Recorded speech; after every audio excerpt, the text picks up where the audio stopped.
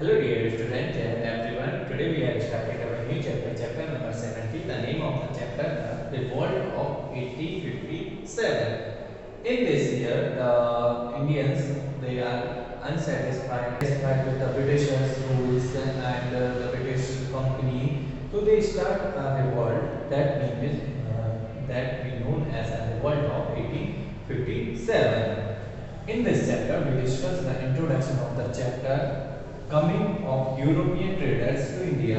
First of all, the Europeans came in India. Which kind of way they are used to came India and what is the purpose of for coming in India of the Europeans. Third one is the battle of the Plassey. There is the one battle between the Nawab of Bengal and the Britishers. There is the one battle in Plassey. The battle is performed between the Nawab of Bengal and the Britishers. Third one is injustice of the Britishers. The British governor how to do the injustice with our Indian farmers, Indian traders, Indian industrials, and also kings of the Indians. And also discuss the revolt of 1857. The injustice of the Britishers is now result as the revolt of 1857, and also discuss in the chapter suppression. Also a revolt of 1857 is suppressed by the Britishers. How to it suppressed by the Britishers? These three topics we discuss in this chapter.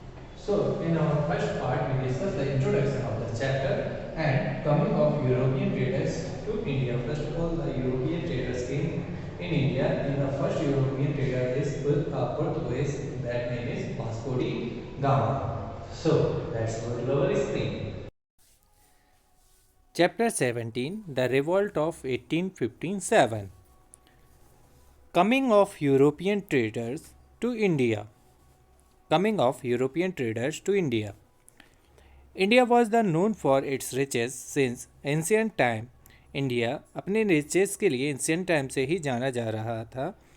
It was famous for its spices, peels, silk, gold etc. ये अपने spices, peels, मोती, silk, gold के लिए famous था. These things were in great demand in Europe, और in things की Europe में बहुत ज़्यादा डिमांड थी. In 1498, Vasco da Gama, a Portuguese explorer, discovered the sea route to India. Vasco D gamma जो एक पुर्तगालीज एक्सप्लोरर थे, उन्होंने एक सी रूट के थ्रू मीन समुद्र के रास्ते इंडिया तक आने के एक रूट को डिस्कवर किया. ही लैंडेड एट कैलिकट, और उन्होंने कैलिकट, जो कि now days as known as Kozhikode in Kerala, जो क्या है आज के टाइम में कोचिकोड के नाम से जाना जाता है, जो कि केरला का एक सी पोर्ट रीजन है, वहाँ पर लैंड किया. He got permission from the ruler of Calicut to carry on trade with India, और उन्होंने उस टाइम पर कैलिकट के जो किंग थे उनसे परमिशन ली कि वो इंडिया में अपनी ट्रेडिंग को कैरी आउट कर सकते हैं. Gradually the Portuguese establish political power over areas like Calicut, Goa, Daman and Diu, और धीरे धीरे इस टाइम बाद जो पुर्तगालीज थे वो धीरे धीरे अपना जो उनका पॉलिटिकल पावर था वो इंडिया के कुछ एरियाज जैसे कैलिकट, गोवा, दमन एंड दीव में भी इस्टेब्लिश करने लगे. Meanwhile, other European countries also wanted to exploit the riches of India.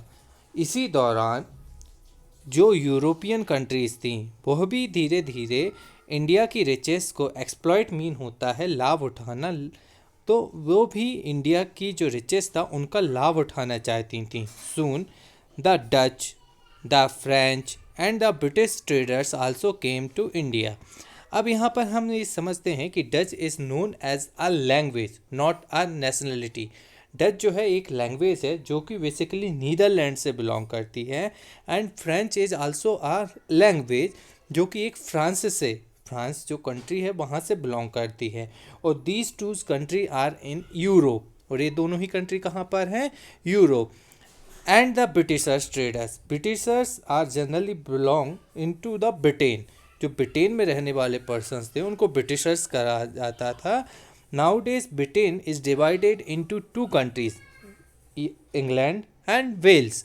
जो ब्रिटेन है आज के टाइम में 2 कंट्रीज में डिवाइड हो गया है, जो कि इंग्लैंड और वेल्स से बना हुआ है। वो जो कि अब कहाँ पर है, Britain. On that time Britain is in the UK continent. जो ब्रिटेन था वो कहाँ था, यूके में। तो वो भी धीरे धीरे करके कहाँ आए, इंडिया में आए।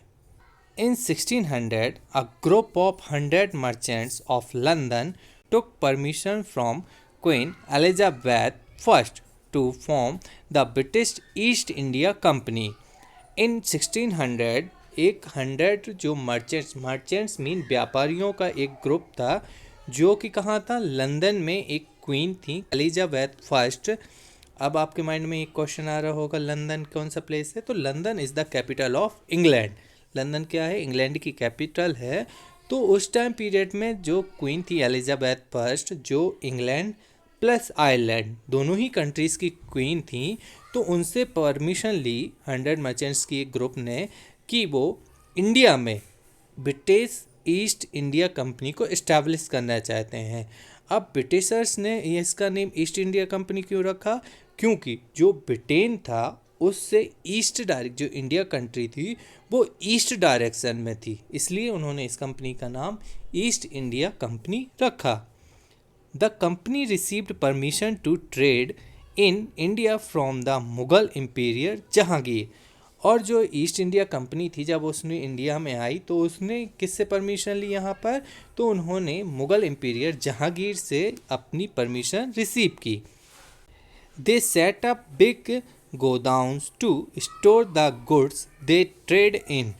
और उन्होंने ट्रेडिंग करने के लिए यहाँ पर बहुत बड़े बड़े गोडाउन्स को स्टैब्लिश किया, बनाया। दे स्टार्टेड फ्रॉम सूरत, और उन्होंने सूरत से स्टार्टिंग की। Later they establish trading centre in Bombay, Mumbai and Madras, Chennai. धीरे धीरे उन्होंने अपनी जो ट्रेडिंग सेंटर्स थे उनको बॉम्बे, जो कि Mumbai now days known as Mumbai, Madras जो now days as known as Chennai, जो नाउ डेज किस नेम से जाना जाता है, चेन्नई के नाम से जाना जाता है। यहाँ पर धीरे धीरे अपनी जो ट्रेडिंग सेंटर्स थे उनको इस्टेब्लिश्ड किया। The French also set up a trading company from established center in Chandannagar, in Bengal and in Pondicherry. अब जो फ्रेंच थे उन्होंने भी अपना जो ट्रेडिंग कंपनीज थी उनको इंडिया के different centers like Chandannagar in Bengal and Pondicherry में इस्टेब्लिश किया। The British did not like this. जो ब्रिटिशर्स थे, अब उन लोगों का अपना एरिया डेवलप होने लगा था, वो इंडिया के डिफरेंट पार्ट्स में अपने जो ट्रेडिंग सेंटर थे वो इस्टेब्लिश करने लगे थे। बट उसी टाइम पीरियड में जो फ्रेंच पर्सन थे उनकी बाउंड्रीज को क्रॉस करके वो भी अपना जो उनकी ट्रेडिंग सेंटर थे वो इस्टेब्लिश करने लगे थे। तो जो ये चीज़ थी वो ब्रिटिशर्स को बिल्कुल पसंद नहीं आई। They fought with the French and defeated them. और इसी बात को लेकर उन्होंने फ्रेंच से क्या की, फाइटिंग की। और इसी के बाद उन्होंने फ्रेंच को इस फाइट में क्या कर दिया, डिफीट मीन करते हैं हराना, उनको हरा दिया था। In the beginning the British were interested only in trade. जब स्टार्टिंग थी बिगिनिंग में जो ब्रिटिशर्स थे वो ओनली ट्रेडिंग में इंटरेस्टेड थे। Soon they started building forts and maintaining armies in the name of protecting their factories. But धीरे धीरे उन्होंने क्या करना स्टार्ट कर दिया, इंडिया में अपने फोर्ट्स को बनाना, जो किले रहते हैं उनको बनाना स्टार्ट कर दिया। क्योंकि जब वो पर्सन जब स्टार्टिंग में आए थे वो सिर्फ ट्रेडिंग पर्पज़ से आए थे। अब जब ट्रेडिंग पर्पज़ से आए तो वो धीरे धीरे इंडिया में सेटल होने लगे। तो उस सेटलमेंट को देखते हुए उन्होंने इंडिया में अपने फोर्ट्स को मीन्स किलों को बनाना स्टार्ट कर दिया। और उन किले की मेंटेनेंस के लिए उन्होंने अपने यहाँ ब्रिटिश से आर्मी को बुलाना स्टार्ट कर दिया था। अब उन्होंने इसके लिए क्या बताया कि वो आर्मी को सिर्फ अपनी जो फैक्ट्रीज उन्होंने बनाई इस्टेब्लिश की हैं इंडिया में उनको प्रोटेक्ट करने के लिए बुलाया है। So what we learn in this part, we learn about we learn about the Indian riches, like our India is famous for their spices, their silk and gold. So the specialty of India is, we are also known as the India is a golden world on that time. India reaches their spices, teas, silk, so that materials are in great demand in the other countries. So the European traders came to India for doing the trading in this material. So first European trader is a Portuguese, name is Vasco da Gama. After the Portuguese, the French, Dutch, and after that the Britishers came India for only purpose doing trading. But now after that, some traders move back in their country, but some are stay in our India. Like here also the some countries are fought together between the relative fought together. Why they fought together? Because some companies wanting their own trading on the whole country. They want to spread their trading center and their industry in whole India. But some other traders came in the India, so they fought together for main purpose to doing and for spreading their industries. So in this chapter, if you have any kind of doubt related these two topics, watch the video again. Jai Hind.